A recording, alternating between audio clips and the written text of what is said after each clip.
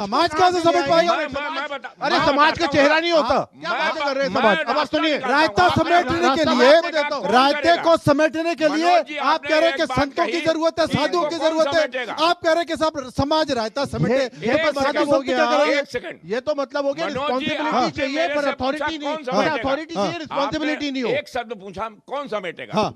आज की बात है, एक भी व्यक्ति अनुरुद्धाचार्य के उसमें नहीं जाए, एक भी लेडीज, उनको शपथ है अगर उनको बुरा लगा है तो नहीं होता। वो सुनिए, कल से उनका सब समझ जाएगा। आप किसकी बात का भी मैं जवाब दे देता हूं। तो अभी तक आप इस बात का जिक्र, आप हमारे मंच से पहली बार इस बात का जिक्र कर रहे हैं, संत और शंकराचार्य और साधु इस बात का विरोध क्यों नहीं कर रहे हैं? धर्म संसद क्यों नहीं बुलाई जा रही है? हर छोटी छोटी चीजों पर धर्म संसद बुला ली जाती है, इस मसले पर क्यों नहीं बुलाई जा रही है? मैं उनका विरोध किया और यही बात कही कि धर्म संसद बुलाइए और सारे जितने अखाड़े हैं उनको बुलाइए, एक मत करिए, तब कोई नया सिद्धांत नया काम बनाइए। एक और चीज है जो ये लोग पब्लिक पे डाल देते हैं ना, ये मैंने हर न्यूज चैनल पे सुना, ये लोग बोल देते हैं with due respect to you, आप ऐसे नहीं है। देखिए, पहले जो ऋषि मुनि होते थे वो राजाओं के एडवाइजर होते थे, है ना? आज की डेट में राजा कौन है? गवर्नमेंट। इनको जो ये बातें बड़ी बड़ी करते हैं, जो यहाँ महिलाओं के बारे में बोल रहे हैं, ये नहीं होना चाहिए, 14 साल में होना चाहिए, ये नहीं होना चाहिए, ये भाई गवर्नमेंट मोदी जी को बोले, उनके साथ डिस्कस करें। आप अब सुनिए ना, जब पहले जमाने में ऋषि मुनि एडवाइजर राजा के होते थे तो ये गवर्नमेंट को बोले ना जो बोलना है, पब्लिक में अनाप शनाप बोलने क्या, क्योंकि इनके पास अथॉरिटी पूरी है, क्योंकि इन्होंने ये सब पहना हुआ है, चोला वोला, और रिस्पॉन्सिबिलिटी जीरो है। अब आप मुझे बताइए, अगर मैं इन लोग को बोलूं 96% कथावाचक फ्रॉड हैं, सिर्फ 4% सही। अब देखिए, इन्होंने भी तो ही बोला ना महिलाओं के लिए। अब आप बताइए कैसा लगेगा? नहीं, मुझको सही लग रहा है। आपके एनालिसिस सही लग रहा है, आप समझदार हैं। बाकी क्यों नहीं है समझदार? हाँ, योग्य नहीं है। ये सब केवल कॉपी पेस्ट वाले हैं। जो संत होगा ना, एक कॉपी पेस्ट का लाइसेंस क्यों इनको दिया? आपकी बात सुनी ना, अरे माइक तो ठीक से पकड़ लीजिए। हाँ, पेशेंस रखिए। हाँ, जितना सही संत होगा वो उतना ही समाज से अलग रहेगा।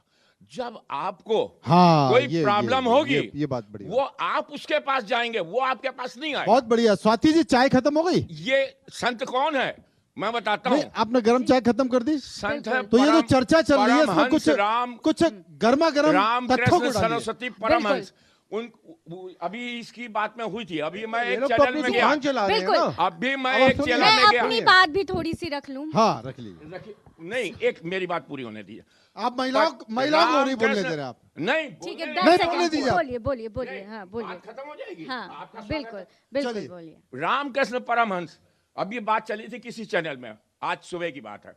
लोग कहने लगे वो संत है, उनके पास माइक तो माइक को दूर कर रहे हैं। आप चिंता मत करिए, मेरी आवाज ही बढ़िया है। तो इसको ऐसे पकड़ना पड़ता है। हाँ, रामकृष्ण परमहंस वो कभी प्रवचन देने नहीं गए। लोग उनके पास आते थे और वो खुद ही बताना चालू कर देते थे कि क्या प्रॉब्लम है, और हर प्रॉब्लम का अलग। नहीं तो ये लोग भी तो यही कहते हैं ना, लोग हमारे पास आते हैं ना, ये भीड़ लगाते हैं। अरे आप खुद कह रहे हैं खोल लेंगे, जिस दिन आप खुद कह रहे हैं पाखंडी है, जिस दिन 51 लाख रुपए देना बंद कर देंगे आप। नहीं तो आप लोग क्या कर रहे हैं? समाज क्या कर रहा है? ऐसे पाखंडी धीरेन्द्र शास्त्री जैसे लोग जो पर्ची नकली बना रहे हैं, का ये कहना है, शास्त्री का मैं 100% इनका ये कहना है कि मतलब 51 लाख रुपए मतलब पैसे का खेल। हाँ, बस पैसे का खेल है।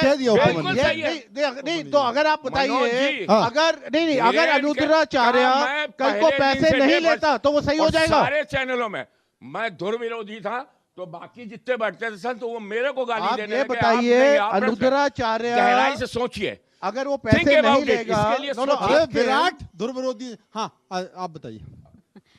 सत्यम ब्रूयात प्रियम ब्रूयात, न ब्रूयात सत्यम अप्रियम, प्रियम च नानृतम ब्रूयात, एषः धर्मः सनातनः।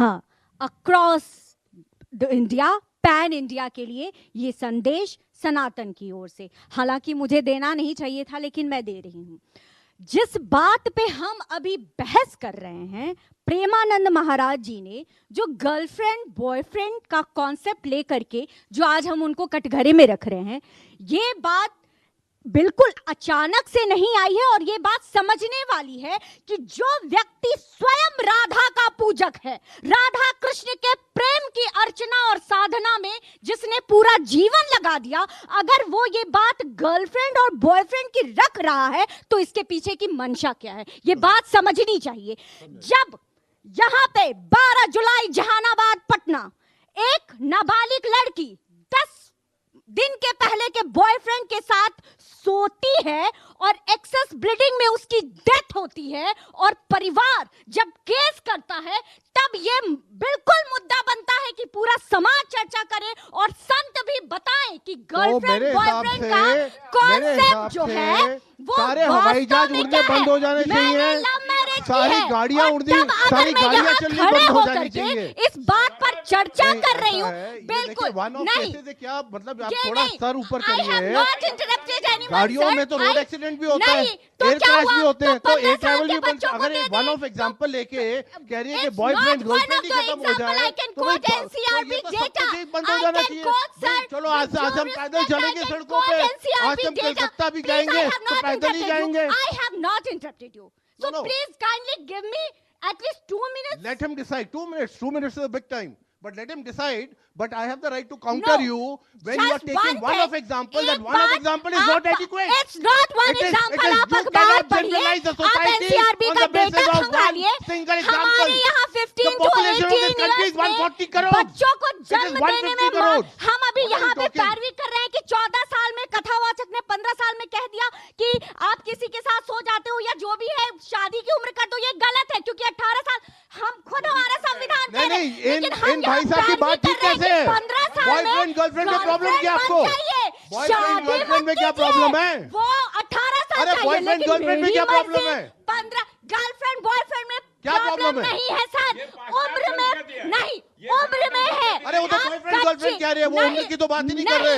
आप उनकी पूरी बातों को सुनिए। आप प्रेमानंद महाराज जी के अगर आप सैकड़ों प्रवचन सुनेंगे, प्रेमानंद महाराज जी ऐसे हैं जो लव मैरिज को सबसे ज्यादा, आप मनोज जी अगर मैं गलत कह रही हूँ तो कहिए, तो फिर आज बॉयफ्रेंड गर्लफ्रेंड क्यों बोल रहे हैं? सपोर्ट करने वाले सबसे ज्यादा लव मैरिज को क्या बात है तो वो प्रेमानंद महाराज जी है या नहीं है? आप इस तो फिर वो बॉयफ्रेंड गर्लफ्रेंड में उनको क्या है? अरे बॉयफ्रेंड गर्लफ्रेंड नहीं होंगे तो लव मैरिज कैसे होगी? इनसे पूछिए जरा, बॉयफ्रेंड गर्लफ्रेंड नहीं होंगे तो लव मैरिज कैसी होगी? बॉयफ्रेंड के साथ अरे बॉयफ्रेंड गर्लफ्रेंड नहीं होंगे। आचरण शब्द था सर। अरे अब आचरण ये लोग डिसाइड करेंगे। आचरण का क्या मतलब हुआ? 20 मिनट पहले आचरण का क्या मतलब हुआ? मतलब है कि आपको जिस समय पे जो काम करना है वही करना चाहिए। आचरण का मतलब है जिस समय पर जो काम आपको करना है वही करना चाहिए। जो काम करना चाहिए। प्रियंका राणा जी का और गर्लफ्रेंड ये पाश्चात्य संस्कृति है, ठीक ये है, हमारी सनातन संस्कृति नहीं है। हाँ, किसी भी हालत